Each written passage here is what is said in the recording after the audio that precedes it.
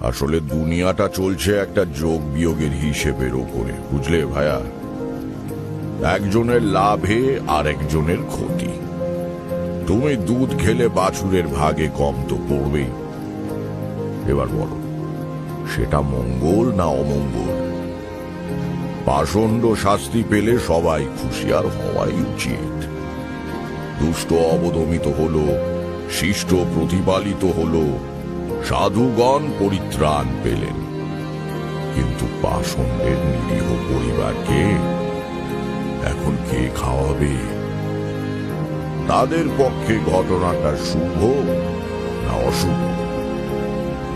আসলে কথাটা হলো, সামাজিক ও পার্থিব ভালো মন্দের বিচার করা যায় শুধু সংকীর্ণ দৃষ্টিভঙ্গি থেকে। একটু পিছিয়ে গিয়ে দূর থেকে তাকালে দেখবে